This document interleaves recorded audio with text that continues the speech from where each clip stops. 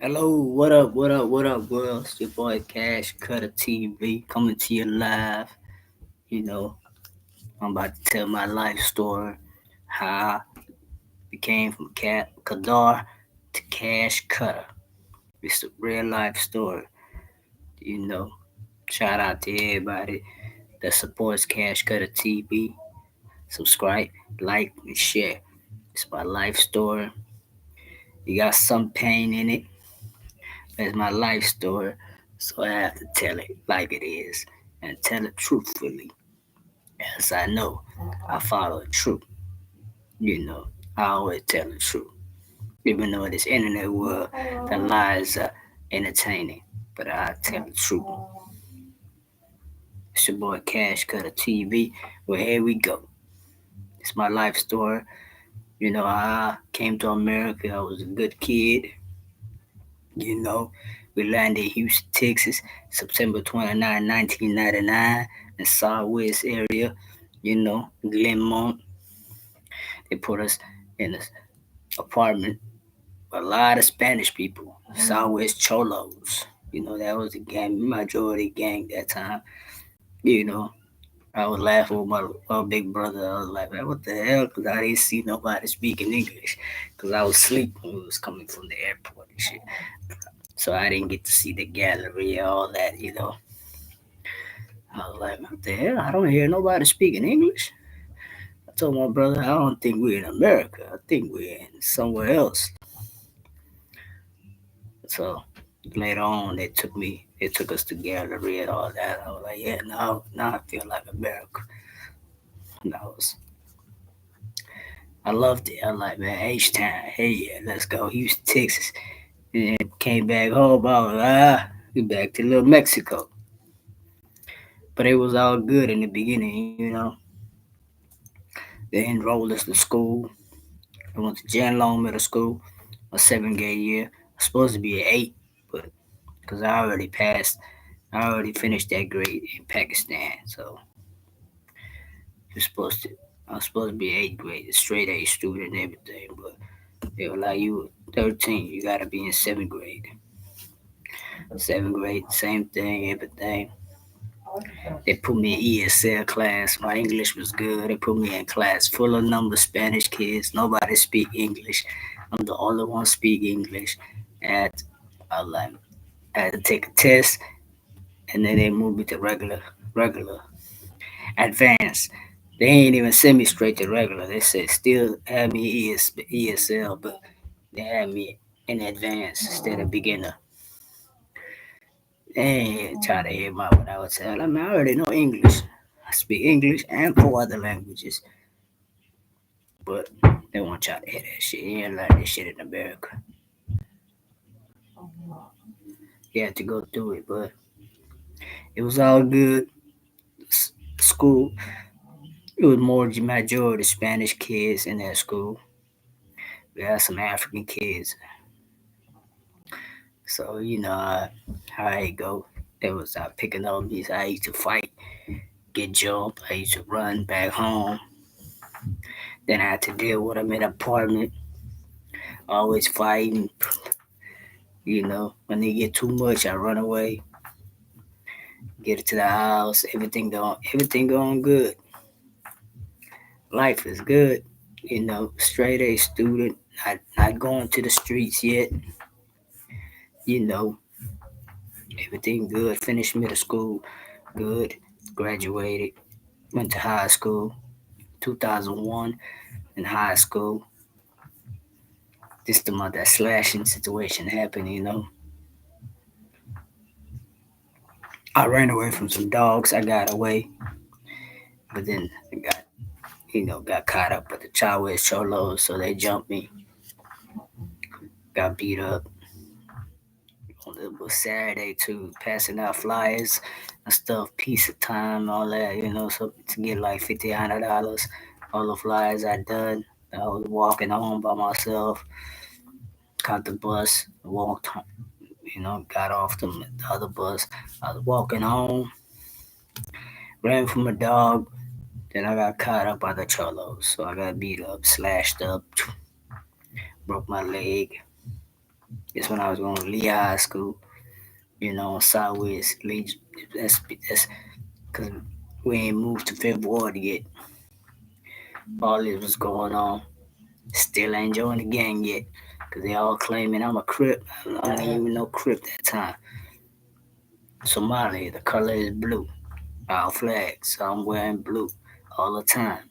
I'm telling them, man, you can't tell me what I could wear or what not. I'm a man. I wasn't trying to hear that shit. I wasn't trying to hear none of that shit. Like, I'll fight every day. So we moved. After I got healed up, everything. I finished ninth grade year, 2001 is done. Before that, 9/11 happened. Yeah, that was 2001, September. I ain't know what the fuck was terrorist attack. It's crazy. Excuse my language, YouTube. I'm sorry. But I'm telling my story. So it was crazy that morning. My first period was my drama class. I was in the class and they start turning the TV on. I'm like, well, what's that? They say, we under attack. I like attack. What the hell? Terrorists. It's the first time I ever heard of terrorists attack. This is 2001, September 11th. So I was like, whoa. Then we went to second period, same thing, TV on.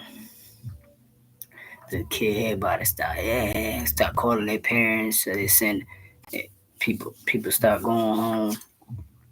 We had so many fights because some people they was taking the Hamad out the woman girl. So after they found my Somali girl, make sure she was good because the guy was attacking her. So I beat him up. So they suspended me. Got suspended. Finished that school year. It was good. I passed. Then we moved to Fifth Ward, Kelly Court, Kelly Village, Kelly Court. Everything good. It was good. Yeah, that's the first time I've ever been moving to a real fucking hood. This is Fifth Ward. Everybody else was scared. They were telling us not to move over there. My mom was like, my grandma, she was like, man, we gotta go. We moving. We gonna mind our business and we gonna be good. Allah got us, so we ain't get scared. Other Somali people, they weren't doing that. The first Somali people there lived in Fairville, in Kelly Village, Kelly Court. Moved over there, everything was smooth. People good. They liked us. It's the first African family they ever seen. Asking my I had two good neighbors, T Money and my other people, It was good, man. I was off the chain. It's the first time we ever had a dish. My brother was working at the movies. Then he got the. That's when he worked at AMC 30. Then he started working parking cars and shit. So he had money. So he got the cable, got the dish. Everything was good. Had all the channels. That's when I started watching MTV, all that shit.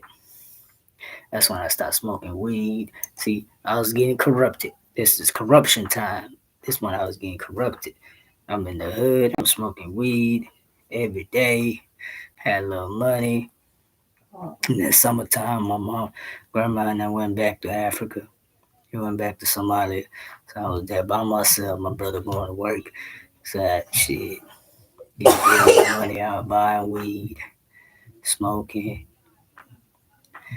My elder cousin used to come visit us. I ain't started drinking yet this time. Still smoking weed every day. 2002, everything good. 2003, that's when my gangster story started. That's when I started going a little bit up. That's when I was going out in and out of juvenile. That's when I kept going back to Southwest, my neighborhood, every Friday. Getting me told my teachers like, man, keeping me home, keeping her home. But I wasn't listening. I had one foot in school, one foot outside in the streets. So start going out, start hitting the legs, be robbing, you know, every day. And basketball, going to clubs, going to Coco Loco, all that, fighting in the club, going to Roxy on Wednesdays. I was getting in clubs that other people, weren't getting it in. It was going down Southwest. I was everyday fights, getting money, going in and out of juvenile. Sometimes the juvenile got tired of me. They started driving me back home. Where you live at? Then one day my grandma got mad. She was like, you know what? You gonna stay at there for a while.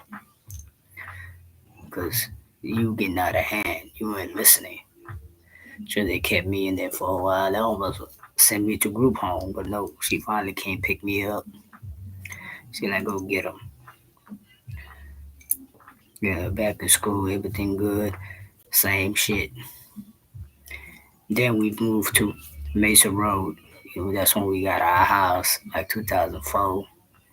This when I'm 16, going to 17. House good. I loved it. Everything good. This time, this when I'm drinking and everything. This time, I'm drinking alcohol, popping handlebars, sipping lean, jamming a lot of zero. You know, but I ain't become crip yet. That happened in 2005. Because I was still getting into a lot of shit. Motherfuckers thinking I'm a crip because I'm wearing a lot of blue. So I was like, you know what? I'm getting into a lot of fight for some I'm not even part of. So I started doing my research on it, learned. Then I went to the OGs and said, hey, I want to get down. They were like, you're not ready. So I had to wait. So I keep, every time I see them, I'm like, I'm ready. And one day they were like, you ready? Let's go. Got ready, got jumped in, everything good. They're like, you solid, you loyal.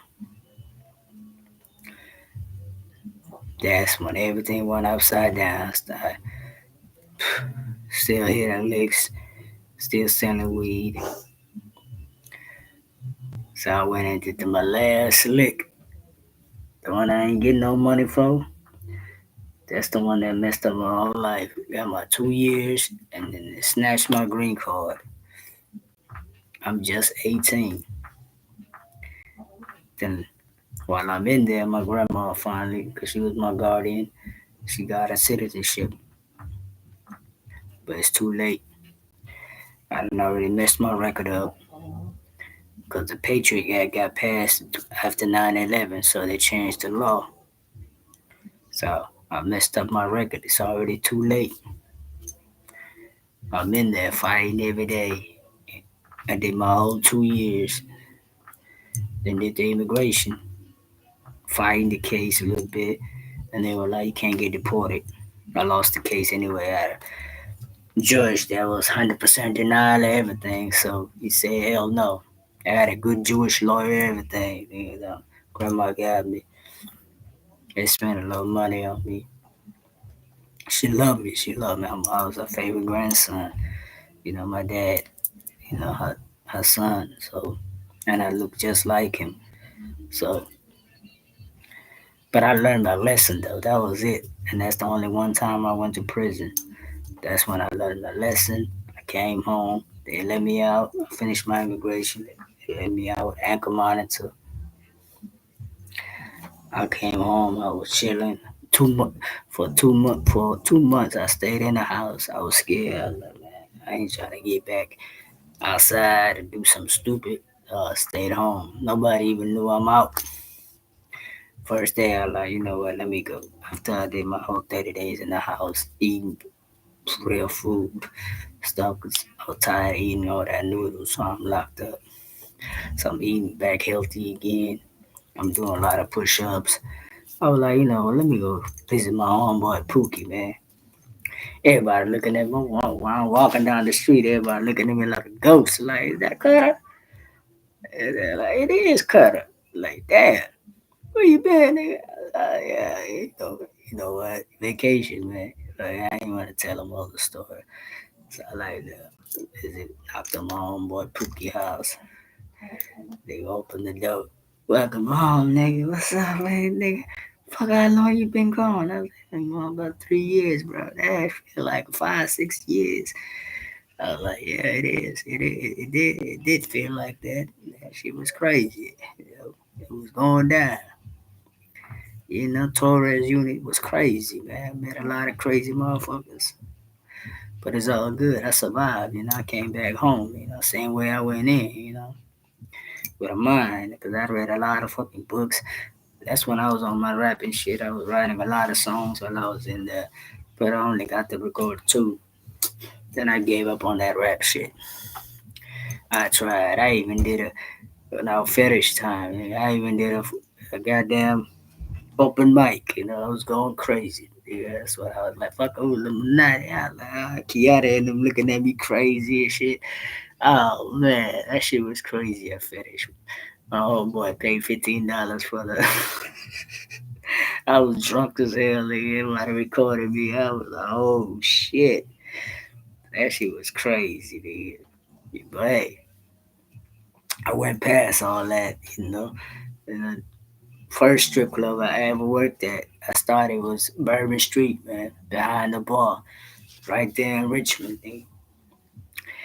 Dude, that shit was crazy, dude. It was off the chain. Bourbon Street, man. Hey, first day I came in, I was just chilling, throwing money, spending my money, selling weed at times, getting dances. Then I asked my homeboy in New York, I like, man, you hiring over here? What's up? And I talked to the other manager, and they were like, well, we might need a bar back. We only pay like $30. I was like, yeah, I bet. I take that because I'm looking at the hustle, like all the shit. I could bring the hustle here without getting in trouble. I said, hell yeah. The strippers were shocked the next day. They were like, hell, you work here? You were just chilling yesterday, customer. I said, yeah, I work here in New York, my homeboy. You know, that's when nature was a little mad at me because I picked up her dollars. She was going off on me that we got back cool, me, her, and lady. Shout out to nature. Love you, sis. Became very tight, but you was mad at me. I was a whole ass shit. I picked up your dollars. I was trying to get my money back. I spent. My bad. I got caught. Hey, nature caught me. Hey, I could admit that. I was a whole ass nigga. It's all good. Trying to get my money back, but it's all good, man. I learned my lesson, nigga. I was strip club addict. Now pick up dollars from the floor. The money for the hoes. It ain't for you, dog. But hey, I learned, I ain't know shit about that. I was just trying to get my money back. Fuck that. I spent too much money getting fucked up. Got a lot of dances though. Nigga. It was going down that day. But Bourbon Street later on got burnt down. I ain't gonna go on details on that shit. It was over. Then I was out of job for a while. Then they opened up the Palace, which is the area 29 right now. And they called me, Baka Dante and them. They was like, Cutter, you want to work? I said, hell yeah. I came hustling. They were bar back and they working the upstairs bar, downstairs bar, working hard, cleaning the club. Then when they did a combination with Platinum City, because this and that, they was going through some shit. So the two clubs united. So DJ Eric and them was seeing me the way I was moving, working. You like, damn, you gotta keep this, you gotta get this little nigga working hard. So so I got tired of Platinum. When the Platinum City left, they got their club built. I went over there, got the job. I working. That's when I got cool with the Trail Gladiators. It was crazy the story the way we got cool. I had to get into a little fight. You know, it was some. You know, I ain't gonna go in details. My nigga VJP, we got into it. Mister Mister Mister Mister 713 Flums, VJ. I got a number of love for you, bro. We went through our, little war. It's all good. It's all good. You slammed me to the ground though. I hit you like 2, 3 times. Your big ass picked me up and slammed me. But it's all good. I ain't break my neck though. I was able to get back up. That's how I ended up being Trail Gladiator in truck because my nigga E Class gave me that hat. Trail Gladiators, and I was, been since then been part of the family.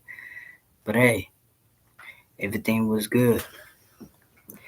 This this was just a little small story time. Until next time, Cash Cutter is out. Subscribe to Cash Cutter TV. Trail Gladiator representative.